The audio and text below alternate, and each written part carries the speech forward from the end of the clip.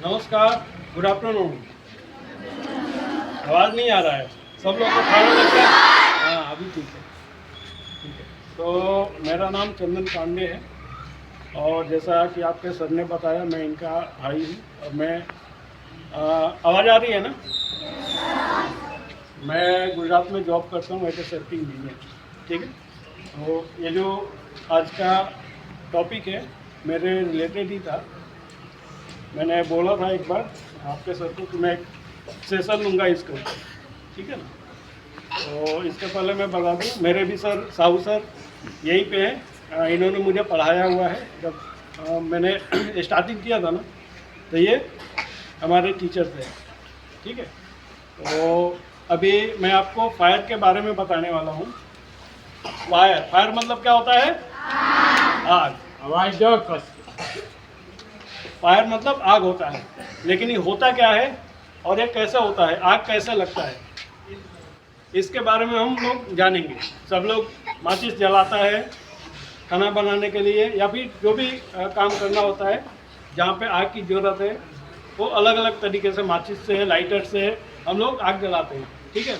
तो जो आग जलता है उसके पीछे कुछ ना कुछ साइंटिफिक रीज़न होता है, ठीक है ना।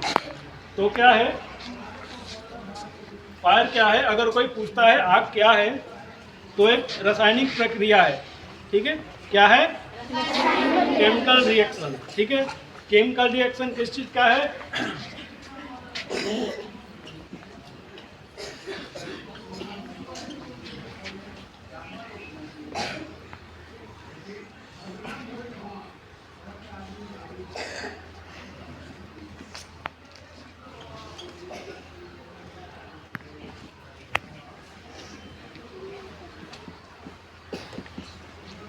देखिए, राइटिंग मेरा अच्छा नहीं है, लेकिन फिर भी काम चलाने के लिए, आपको समझने के लिए, फायर क्या है? तो ये इन तीनों का केमिकल रिएक्शन है। किस चीज़ का? ऑक्सीजन, हीट और फ्यूल। समझ में आया?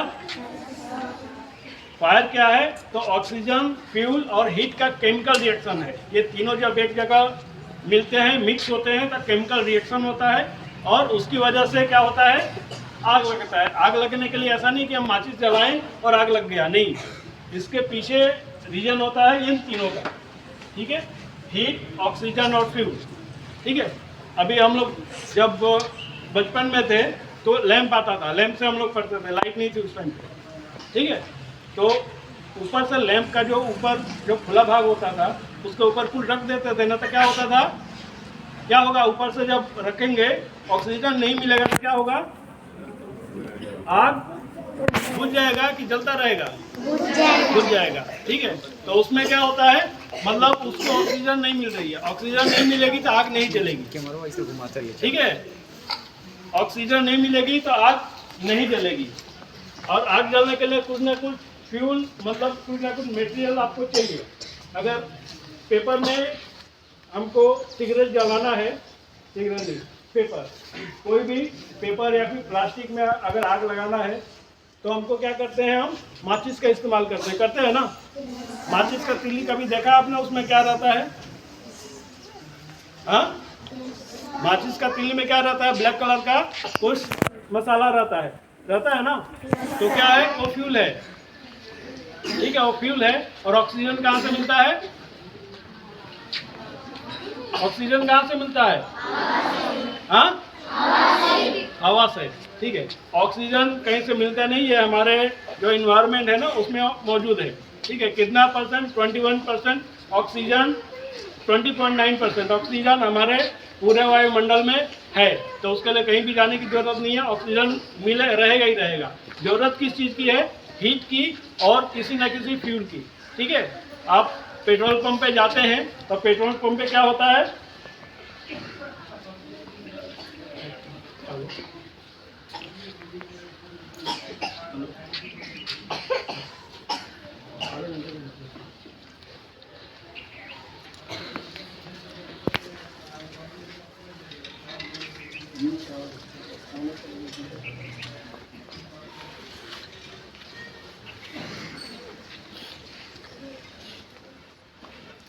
कॉल आया था, मीटर तोला है तो इसलिए पीछे, ठीक है ना।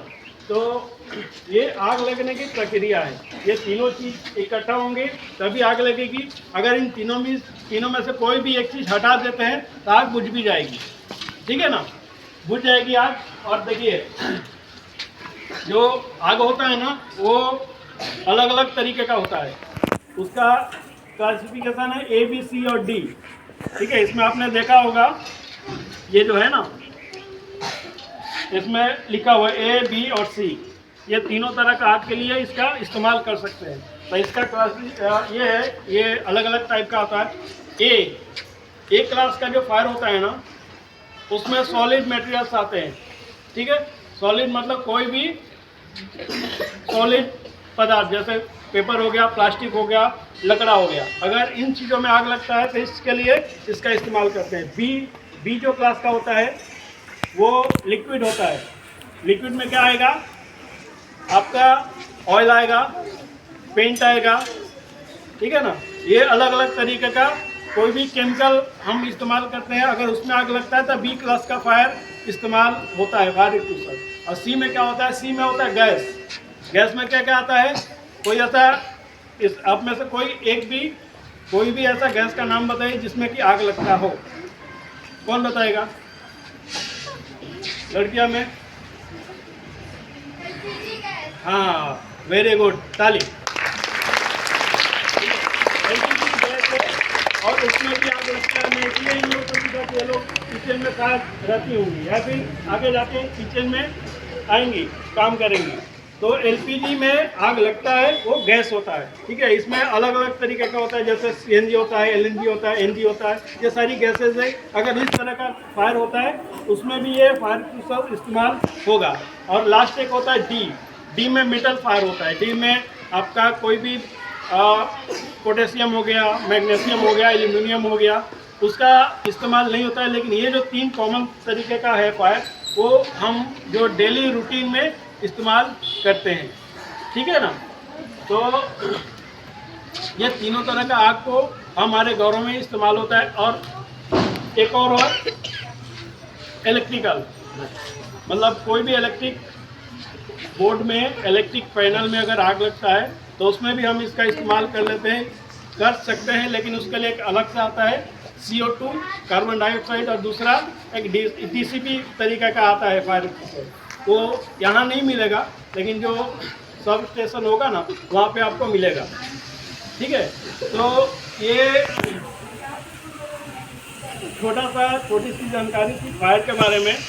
आपको इसका अगर बुझाने का है तो वही 3 मेथड है, आपको तीनों को ऑक्सीजन, हीट और फ्यूल को निकालना पड़ेगा। अगर इसमें से तीनों चीज़ में से कोई भी एक निकाल देंगे तो आग बुझ जाएगा। जैसे हमने लैंप का एक एग्जांपल दिया, लैंप जो जलता है उसको क्या करते हैं, ऊपर से कवर कर देते हैं, ढक देते हैं, तो ऑक्सीजन नहीं मिलता है, ठीक है।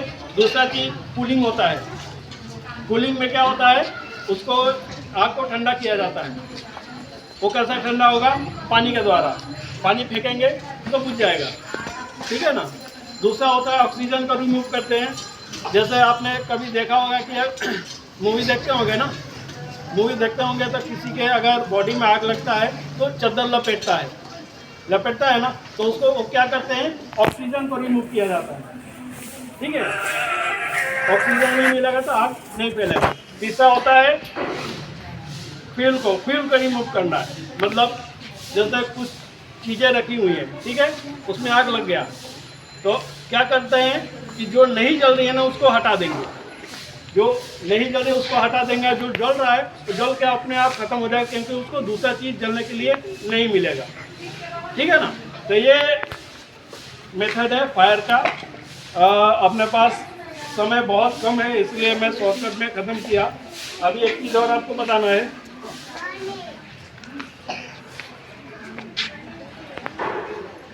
देखिए इसमें एक ये मीटर दिया हुआ है, गेज दिया हुआ है, प्रेशर गेज जिसको बोलते हैं, ठीक है। प्रेशर गेज इसलिए दिया होता है कि इसमें कितना प्रेशर है और इसका हम इस्तेमाल कर सकते हैं कि नहीं। अगर ये दोनों तरफ रेड है, अगर रेड पे इसका पिन होगा तो हम इसका इस्तेमाल नहीं कर सकते, जब मतलब इसमें प्रेशर नहीं है। अगर ग्रीन पे है यानी कि इसमें प्रेशर है, हम इसका इस्तेमाल कर सकते हैं। ठीक है, और ये जो ABC टाइप होता है वन टाइम यूज होता है। अगर आपने एक बार इसका इस्तेमाल कर लिया तो फिर आप दूसरी बार इसका इस्तेमाल नहीं कर सकते। ठीक है, इसके लिए एक मेथड होता है,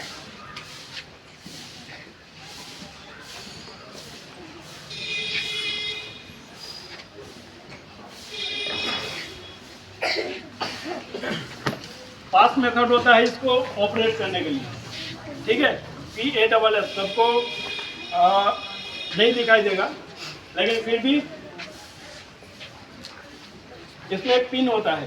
ठीक है, पिन को ये निकाल दिया गया है, पिन होता है, पिन को खोल के इसको क्या करेंगे, पिन को खींचेंगे। ठीक है, तो पुल द पिन मतलब पिन को पुल करना, निकालना। उसके बाद ऐसे क्या होता है, am the base of fire, जहाँ पे अगर आग लगा है तो उसके बेस पे हमको निशाना लगाना है। ठीक है, तीसरा होता है स्क्वीज द लीवर, ये लीवर को हमको दबाना है। ठीक है ना, लीवर को दबाएंगे। उसके बाद होता है स्वीपिंग, मतलब जैसे झाड़ू बाहर से है ना, ऐसे ही इसको भी हम ऐसे निकाल के ऐसे ऐसे करेंगे। ठीक है, ऐसे करेंगे, हमको ऊपर नहीं करना है।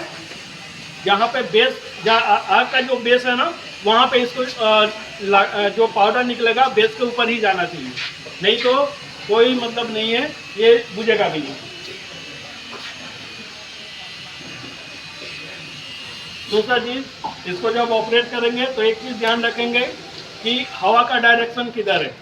ठीक है, अगर हवा इस तरफ से जा रहा है तो हमको उधर से ऑपरेट नहीं करना, इधर से करना है, नहीं तो क्या होगा कि आग जो है आपके ऊपर आ सकता है, और इसका जो पाउडर है हवा में उड़ेगा, वो भी आपके आंखों में आ सकता है। ठीक है, और चारों तरफ कोई भी दूसरा कोई भी व्यक्ति नहीं होना चाहिए, नहीं तो उसकी आंखों में भी जाएगा, आंखों को भी नुकसान कर सकता है। ठीक है, तो